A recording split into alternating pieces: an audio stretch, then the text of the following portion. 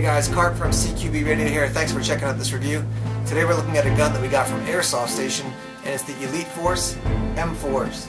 Now this is the Sportline version, and if you're familiar with Umrex, you may know that name because they've had airsoft guns on the market for quite some time, but their Elite Force line they're really trying to promote and push forward now, and this is a line that's really kind of sport line, and up from there, some really nice and high-end guns.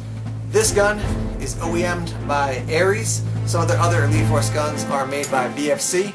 A great line of guns, really kind of pushing into the entry and also higher level serious player for airsoft guns. So this is a really nice gun, nice and lightweight. We're going to break it down and give you some opportunities to look at it. A couple things you should know. It comes with 2 high cap magazines. The gun, for the majority of it, is plastic. The metal parts are, you get your outer barrel here, your sling swivel. You also have your buffer tube here, which is metal, and then a bunch of other smaller components are metal as well. But nice lightweight gun. It is a Sportline version, so it's going to be similar to an entry-level combat machine, or maybe something like the classic Army Sportline M4s as well. So let's take a look at this gun a little bit more in depth.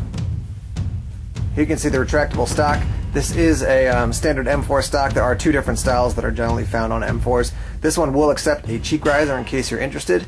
As I mentioned before, the buffer tube inside there is metal, and you can see you have 2 slits there that you can run some webbing through if you want to put a sling on that guy. Let's move forward a little bit on the gun. Okay, looking forward a little bit, we got that standard pistol grip that comes on most M4 style guns. Zooming in here a little bit, you can see you got those 2 knobs that you can twist off. There is a rail under there if you want to take off the carrying handle and you want to put some sort of optic on there. The adjustments for your windage and elevation on your rear sight are right there at the rear of the carrying handle. And then the other thing to know is that I'll show this on the other side, but when you pull the charging handle back, it does drop the dust cover so you can adjust your hop up. Here you can see the Elite Force emblem. It says M4 carbine down below. And I want to show you one of my other favorite things on this guy, which is the selector switch. Alright, I wanted to show you the selector switch up close because this is one of my favorite things about the gun. You can hear this. Clicks into place really nicely. You don't have to be unsure if you're in safe, semi, full auto. It's not in between.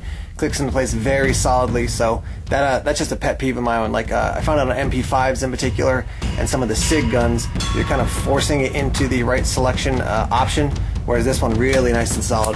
Clicks into place. And obviously this is just on this side. This is not an ambidextrous selector switch. Moving to the front end of the gun, you got your standard clamshell style foregrip there. Take that guy off like you would on any of their M4 and put your battery inside there. Then you got a sling swivel up front, and then you got your front sight, and then your metal outer barrel, and then your birdcage style flash hider. Let me flip it around to the other side of this gun to show you what the dropped dust cover looks like.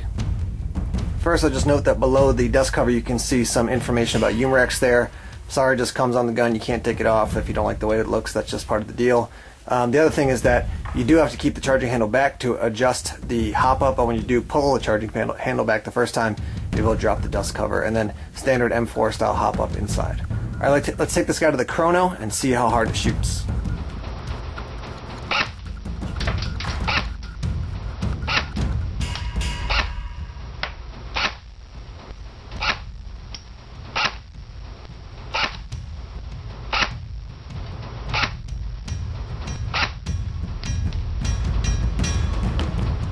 As you can see on the chrono, it is shooting a little bit high on the 300 range.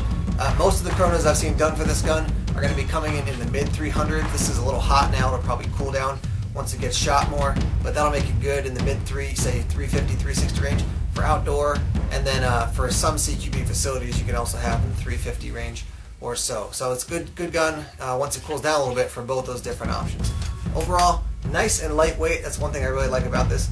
I still think one of the best investments I ever made was a classic Army Sportline, and so this Sportline style gun, I would definitely say this would be a good investment for you as well. You pay not a ton of money. It's going to be in the 150 or so range over at Airsoft Station. You pay not a lot of money, but getting a good quality gun. Internals by Ares, lightweight, easy to mod out. I'm going to give you one more video kind of clip here that's going to show you what it looks like with a couple different modifications, a couple different accessories on it. Thanks for checking out this review. Again, this is the Elite Force M4 Sportline version.